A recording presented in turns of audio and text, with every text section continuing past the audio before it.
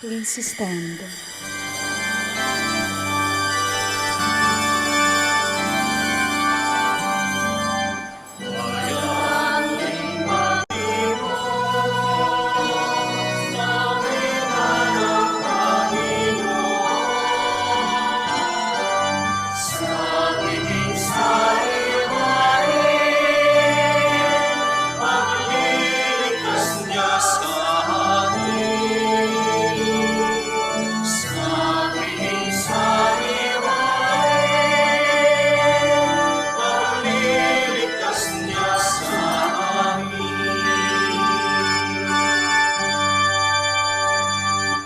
Good morning, my dear brothers and sisters, and welcome to the Minor Basilica of Our Lady of the Rosary of Manaoag.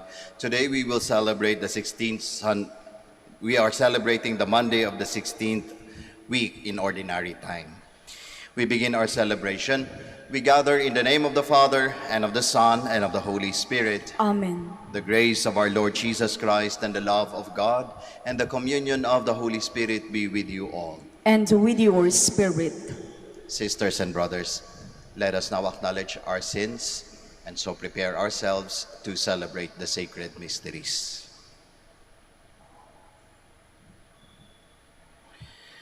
Together we say, I confess to Almighty God and to you, my brothers and sisters, that I have greatly sinned in my thoughts and in my words, in what I have done and in what I have failed to do. Through my fault, through my most grievous fault. Therefore I ask Blessed Mary, ever Virgin, all the angels and saints, and you, my brothers and sisters, to pray for me to the Lord our God. May Almighty God have mercy on us, forgive us our sins, and bring us to everlasting life. Amen. Lord, have mercy. Lord, have mercy. Christ, have mercy. Christ, have mercy. Lord, have mercy. Lord, have mercy. Let us pray.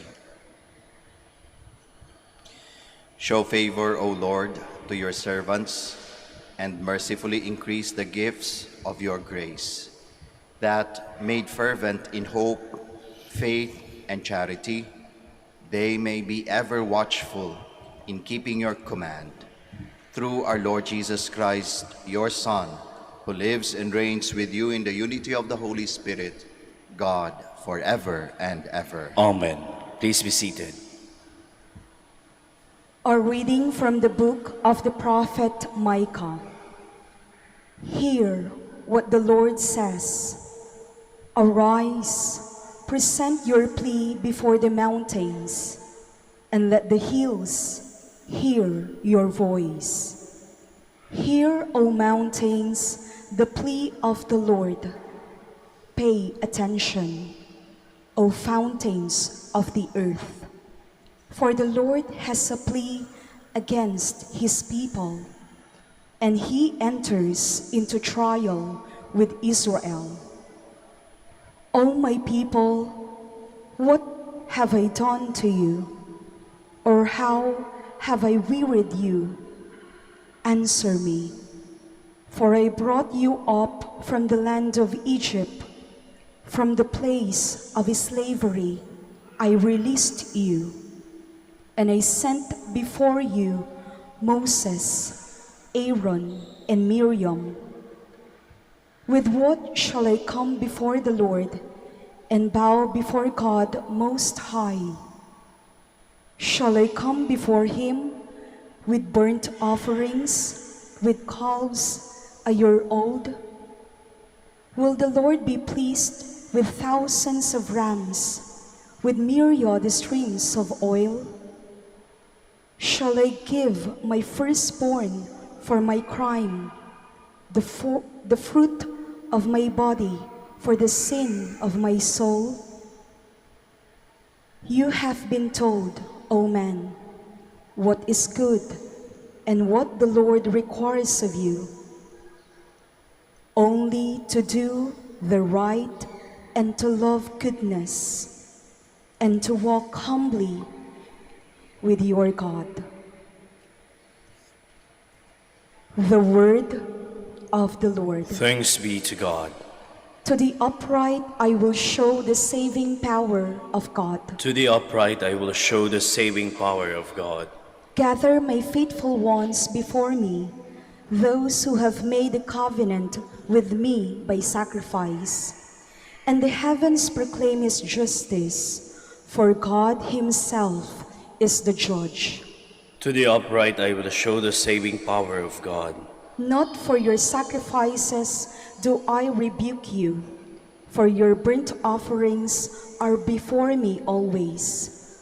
I take from your house no bullock, no goats out of your fold. To the upright I will show the saving power of God. Why do you recite my statutes and profess my covenant with your mouth?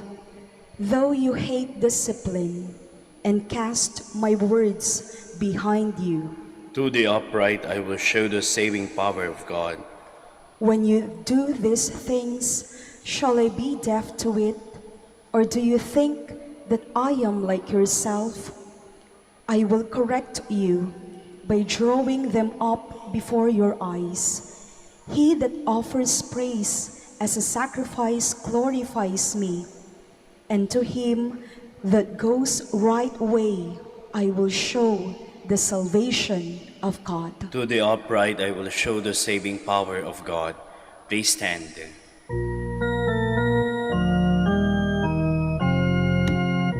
Alleluia, alleluia, alleluia.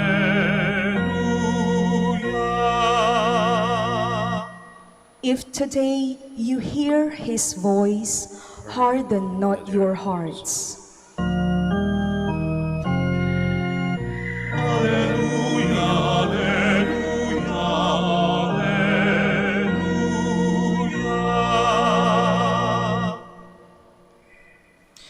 The Lord be with you. And with your spirit. A reading from the Holy Gospel according to Matthew. Glory to you, O Lord. Some of the scribes and Pharisees said to Jesus, "Teacher, we wish to see a sign from you." He said to them in reply, "An evil and unfaithful generation seeks a sign, but no sign will be given it except the sign of Jonah the prophet. Just as Jonah was in the belly of the whale 3 days and 3 nights, so will the Son of Man be in the heart of the earth 3 days and 3 nights. At the judgment, the men of Nineveh will arise with this generation and condemn it, because they repented at the preaching of Jonah. And there is something greater than Jonah here. At the judgment, the queen of the south will arise with this generation and condemn it, because she came from the ends of the earth to hear the wisdom of Solomon. And there is something greater than Solomon here." Brothers and sisters, the gospel of the Lord. Praise to you, Lord Jesus Christ. Please be seated. Magandang umaga po muli sa ating lahat. Listening to the gospel, I think one of the things that would immediately strike us or would immediately, catch our attention is the story of Jonah, the prophet. The person who was in the belly of the whale for 3 days and 3 nights. Alam ko marami sa atin familiar sa kwento na yon. The story of Jonah. Si Jonah yung napili ng ating Panginoong Diyos na magpahayag ng kanyang balita sa mga tao doon sa Nineveh. Kasi kailangang magbago ng mga tao doon sa Nineveh. And so Jonah was sent there by God to proclaim change of heart, so that they would turn from their evil ways, from their wicked ways, towards the saintly and holy life and person of God. And we know that in the course of Jonah's life as a prophet, it was not something easy. It was not something na umuo agad si Jonah. He tried to escape. Natakot kasi siya. Natakot kasi. Kaya nga ang ginawa niya, lumayo siya. Imbis na papunta sa Ninive, ang kanyang destinasyon, sumakay sa isang bangka, palayo doon sa Ninive. And that is why he encountered that whale, that fish. Kasi nung habang palayo siya, naging masama ang panahon kung saan nagta-travel ang bangka. At nagtataka ang mga tao doon, yung mga tripulante ng bangka, yung kapitan ng bangka, bakit ang sama ng panahon? Wala namang weather forecast na pagiging masama ang panahon. Then they recognize, this is because of Jonah. Kaya ang ginawa nila, tinapo nila si Jonah sa bangka, hindi ba? At nung natapo na nga si Jonah sa bangka, naging tahimik na ang dagat. And then the fish came, swallowed Jonah. And he was there in the belly for 3 days and 3 nights. And when, the whale, ano ba tawag doon? Niluwa si Jonah doon sa whale, doon sa isda na yon, nandun na siya sa Ninive. Ibig sabihin, dinala siya ng isda doon sa Ninive. And there, he started his preaching as a prophet. And lo and behold, he was a very effective prophet that the people of Nineveh changed their ways. Yung takot niya, ayaw niyang pumunta doon kasi alam niyang masasama mga tao doon, ayaw ko. Even if there was that assurance of God that He will bring about His grace on him so that his preaching will be very effective. Ayaw niya. Ang laki ng responsibilidad. Kaya nga lumayo. And then when he was there, he recognized ang galing pala talaga ng Diyos.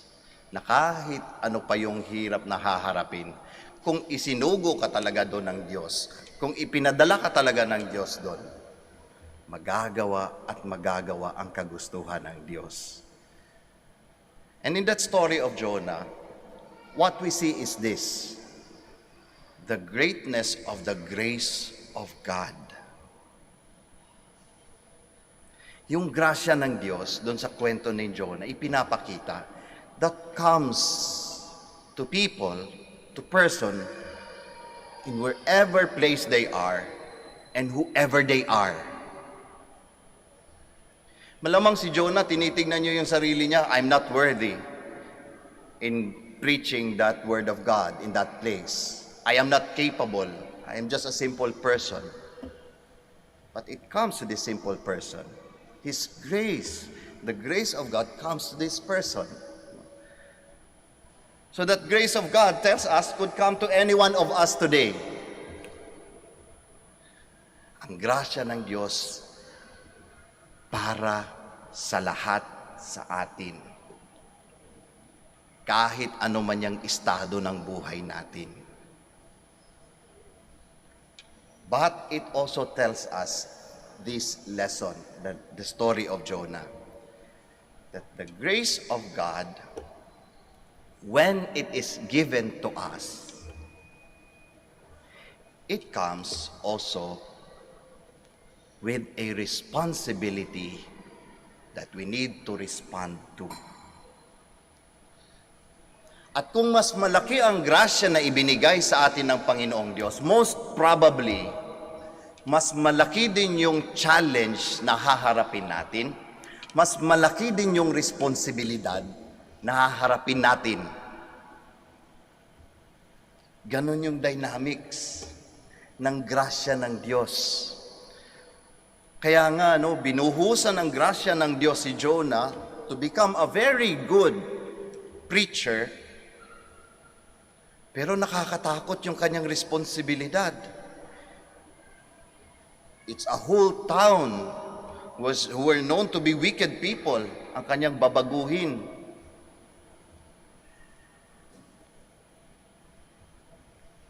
Na ganun pala yung grasya ng Diyos. Na kapag binuhos yan sa atin, most likely, most probably, bubuhos din yung responsibilidad o yung pananagutan natin sa grasya na yun ng Diyos. Kaya magandang tanungin ng ating mga sarili, ano ba yung mga grasyang hinihiling natin sa ating Panginoong Diyos? Sa pagpunta natin sa dambana ng ating mahal na ina ng manawag, ano ba yung hinihingi natin sa Kanya? Now we need to recognize that these things that we ask as graces from God, comes that responsibility. Naalala ko tuloy ang aming teacher dito sa aming eskwelahan kasi nagpaplano po kami ng salary increase. At ang sabi ng teacher, alam mo Father, natatakot ako. Natatakot saan? Sa salary increase. Sabi ko, ano ba yan ma'am? Ikaw na nga bibigyan ng salary increase, ikaw pa yung ayaw. Hindi Father, sabi niya, ganito kasi Father, kapag mas malaki yung natatanggap, feeling ko, parang mas marami ding gagastusan. O mas lalaki din yung paggagastusan. Kasi ngayon, Father, na kung tama lang yung natatanggap natin, napagkakasya namin yung pinikita namin. At masaya kami. Sa natatamasa namin, sa nararanasan namin, sa buhay namin. Kaya natatakot siya, no? Parang ganun kasi talaga. That whenever we ask of that grace from God, and it is given to us, meron at meron tayong pananagutan sa grasya na yon. Kaya nga yung yung anniversary natin doon sa ating Catholic presence dito sa Pilipinas, we are to give because we are people who were given graces from God. Yun yung responsibilidad. Kapag ka nakatanggap tayo, ay dapat panagutan natin yung tinanggap natin. Ibabahagi natin sa ating mga kapwa-tao. Kaya si Jonah, being given that grace, ibabahagi niya dapat sa ibang tao, doon sa tao ng Ninive. Kaya ano yung grasyang hinihiling natin? Sana naman ganun din yung maging dynamics natin. No, kapag ka nakatanggap tayo ng grasya, halimbawa, grasya ng pera, sana naman hindi tayo maging madamot kapag nakatanggap tayo ng grasya na yon.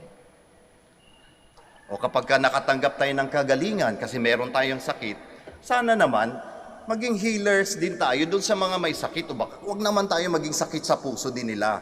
Humaba nga yung buhay natin, humaba naman perwisyo ng mga tao sa paligid natin kasi sakit tayo sa puso nila. Huwag naman sanang ganun. Halimbawa, nabigyan tayo ng kapangyarihan, otoridad. Umangat ka sa iyong posisyon, o na-elect ka, naluklok ka sa posisyon ng isang bayan. O sana naman, lawakan din natin yung pagsisilbi natin sa ibang tao. Wag lang yung sarili ang pagsisilbihan natin. Sisilbihan natin ang ibang tao kasi nga, grasya ng Diyos yan. And that is the dynamics of the grace of God that is being given to us. And the bigger the grace, the bigger is our responsibility. That is how it works. Now that is the lesson of the story of Jonah. But what is the lesson and what is the call of Christ? What is the call of Christ? The call of Christ is this: that in the dynamics of grace of God being given to each and every one of us, the response is something urgent. Our response is needed now. Not tomorrow, not on the next day, not next year. So doon sa dynamics na yon, nakatanggap tayo ng grasya ng Diyos, ang hamon sa atin ng ating Panginoong Hesukristo. Doon sa tugon natin, gawin natin ngayon na. Ngayon na. And why is that? Because there is something greater than Jonah here. There is something greater than Solomon here.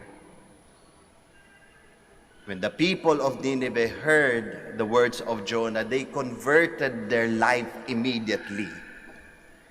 But now it is not just Jonah asking us to change our lives, to change our ways, and to spread that grace of God to others.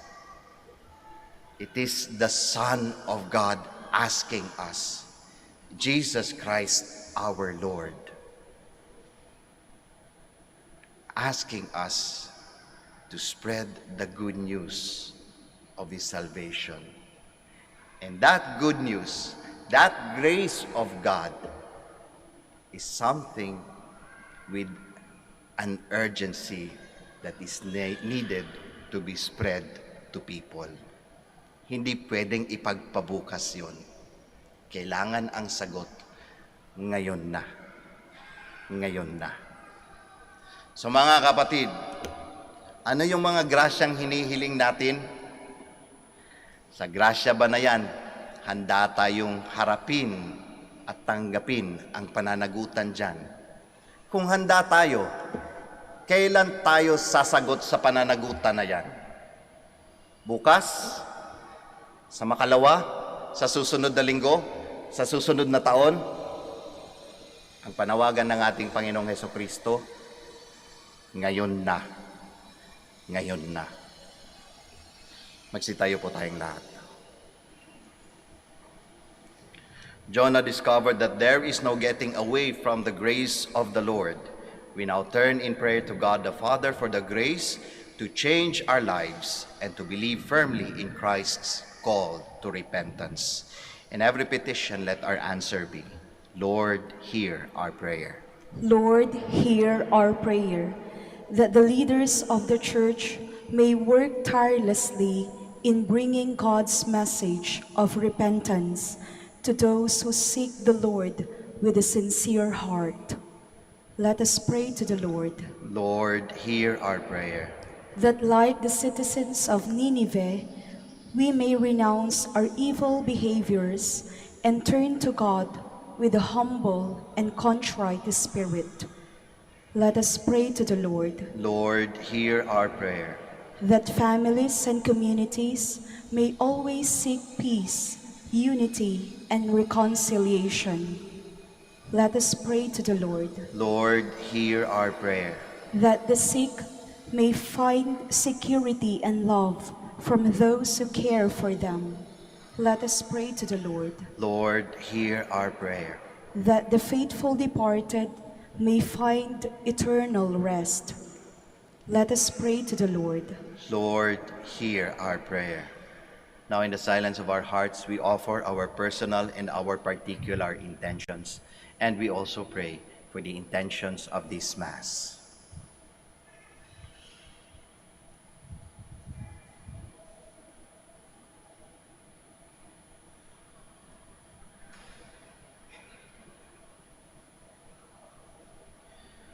Father of all, you gave us the sign of Jonah to foreshadow the coming of your Son. As from all eternity, you willed his resurrection. Associate us with him forever. We ask this through Christ our Lord. Amen. Please be seated.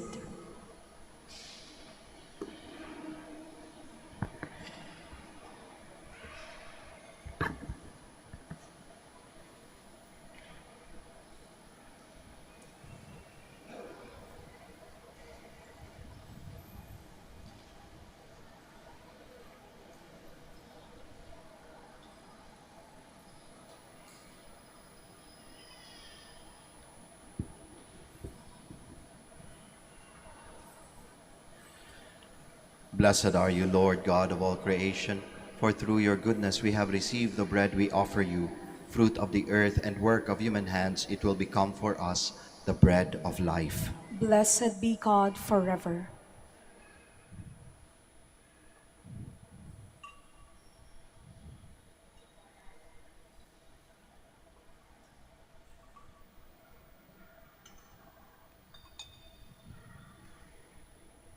Blessed are you, Lord God of all creation, for through your goodness we have received the wine we offer you, fruit of the vine and work of human hands. It will become our spiritual drink. Blessed be God forever.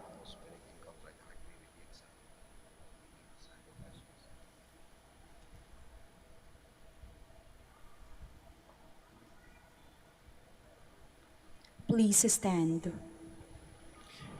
Pray, my dear brothers and sisters, that your sacrifice and mine may be acceptable to God, the Almighty Father. May the Lord accept the sacrifice at your hands for the praise and glory of his name, for our good and the good of all his holy church. O God, who in the one perfect sacrifice brought to completion varied offerings of the law, accept, we pray, this sacrifice from your faithful servants, and make it holy as you bless the gifts of Abel, so that what each has offered to the honor of your majesty may benefit the salvation of all.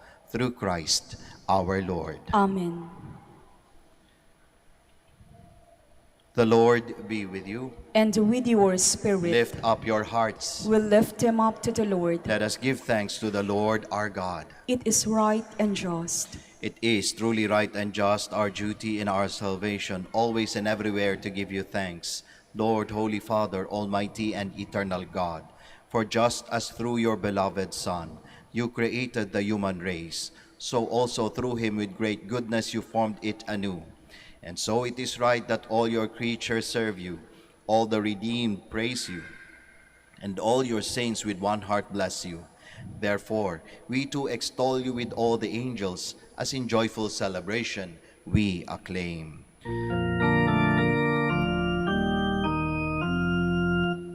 Holy, holy, holy, Lord God of hosts. Heaven and earth are full of your glory. Hosanna in the highest. Blessed is he who comes in the name of the Lord. Hosanna, Hosanna in the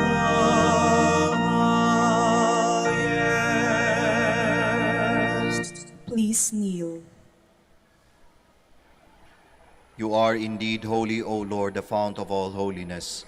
Make holy, therefore, these gifts, we pray, by sending down your Spirit upon them like the dew fall, so that they may become for us the body and blood of our Lord Jesus Christ. At the time he was betrayed and entered willingly into his passion, he took bread, and giving thanks, broke it, gave it to his disciples, saying, "Take this, all of you, and eat of it, for this is my body, which will be given up for you."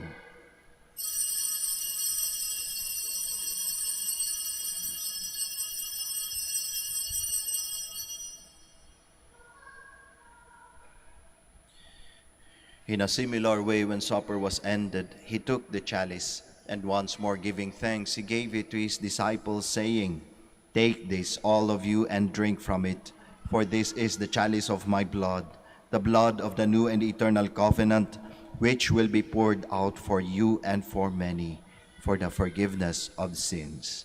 Do this in memory of me."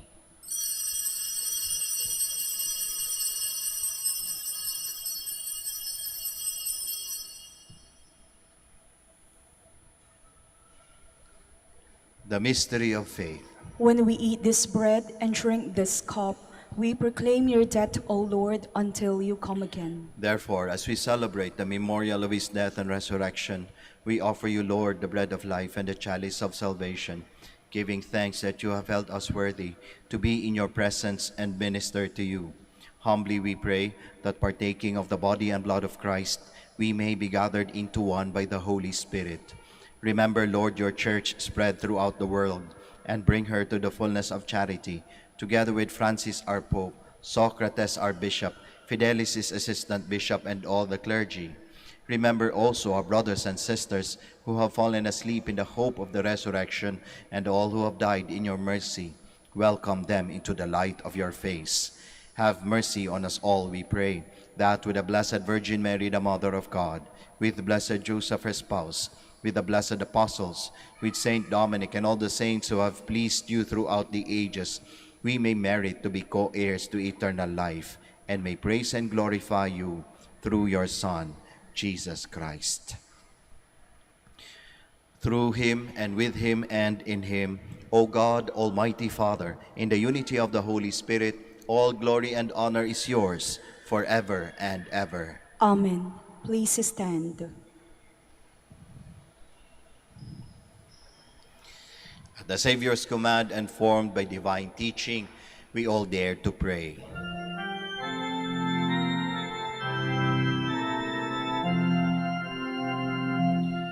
Ama namin, sumasalangit ka, sambahin ang ngalan mo, mapasahin ang kaharian mo, sundin ang loob mo dito sa lupa para nang sa langit. Bigyan mo kami ngayon ng aming kakanin sa araw-araw.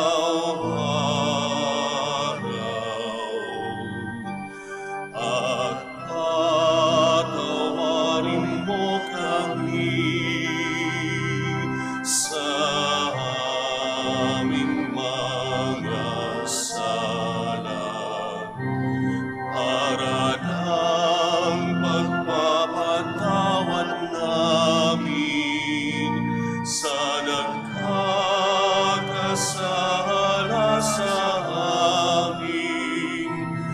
At wag mo kaming ipahintulot sa tukso, at ihadya mo kami sa lahat ng masama. Deliver us, Lord, we pray, from every evil.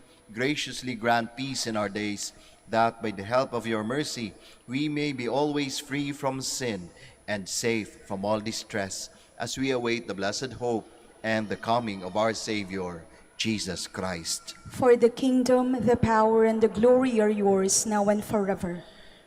Lord Jesus Christ, who said to your apostles, "Peace I leave you, my peace I give you," look not on our sins, but on the faith of your church, and graciously grant her peace and unity in accordance with your will, who live and reign forever and ever. Amen.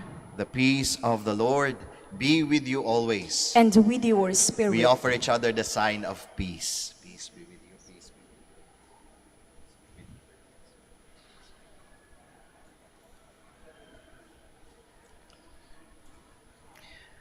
you. Lamb of God, You take away the sins of the world, have mercy on us. Lamb of God, you take away the sins of the world, have mercy on us. Lamb of God, you take away the sins of the world, grant us peace. Please kneel.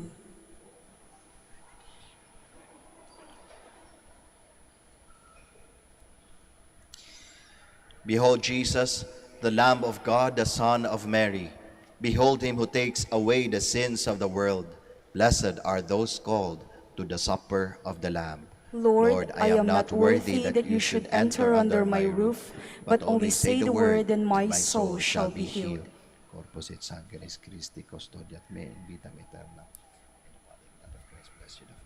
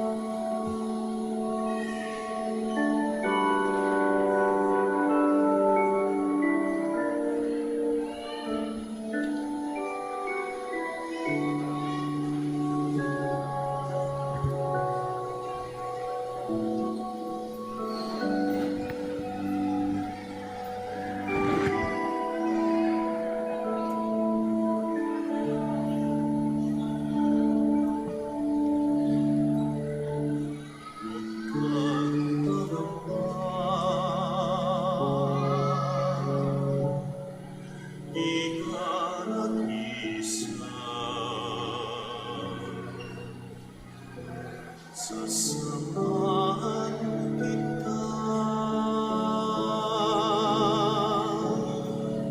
saan man magpunta.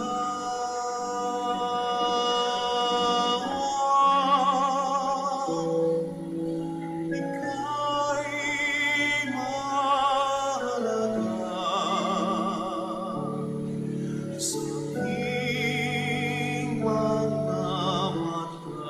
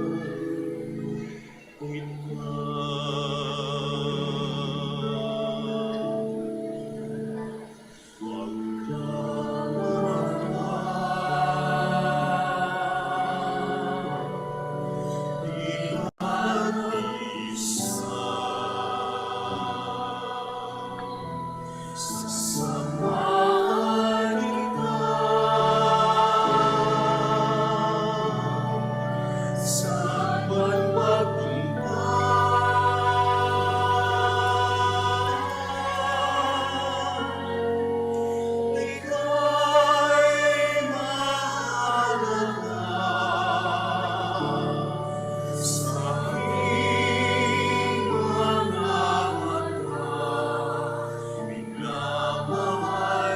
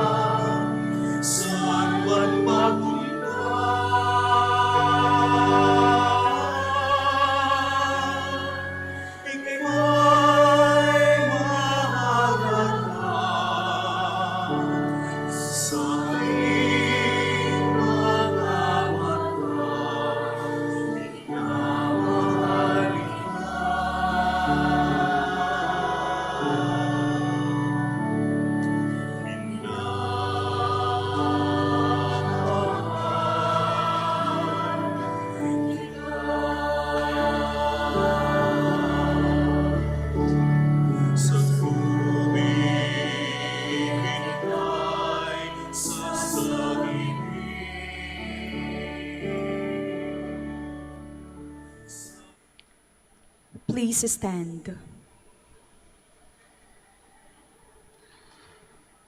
Let us pray. Graciously be present to your people, we pray, O Lord, and lead those you have imbued with heavenly mysteries to pass from former ways to newness of life. Through Christ our Lord. Amen. Bago po tayo magtapos ng ating misa, ako po ay magpapasalamat sa ating lector-commentator, sa ating acolytes, sa ating Eucharistic ministers, at sa inyong lahat po na nakiisa sa misang ito. Maraming salamat.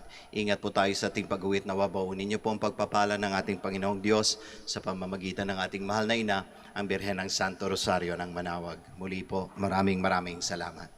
The Lord be with you. And with your spirit. And may Almighty God bless you all, the Father, the Son, and the Holy Spirit. Amen. The Mass is ended. We all go in peace. Thanks be to God. We shall now have the prayer for the blessing of the sick and the blessing of our rosaries and other religious articles. Our help is in the name of the Lord, who made heaven and earth. Let us pray. God, our Almighty Father, by your blessing you give us strength and support in our frailty. Turn with kindness towards our brothers and sisters.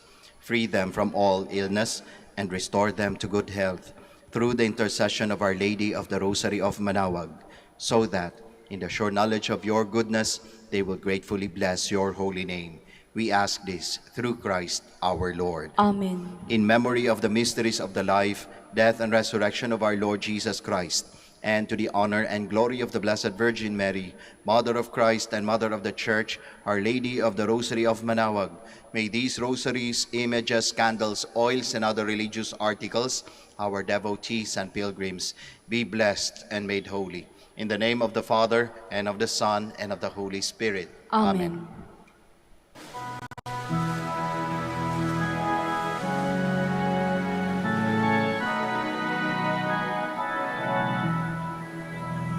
O beautiful Mary, our loving Mother, do help us and lead us to our way to heaven.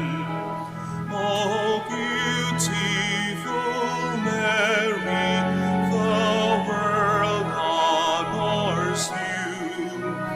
O beautiful Mary, our loving Mother, do help us and lead us to our way to heaven. O beautiful Mary, the world honors you. O beautiful Mary, our loving Mother, do help us and lead us to our way to heaven. O beautiful Mary, the world honors you. O beautiful Mary, our loving Mother, do help us and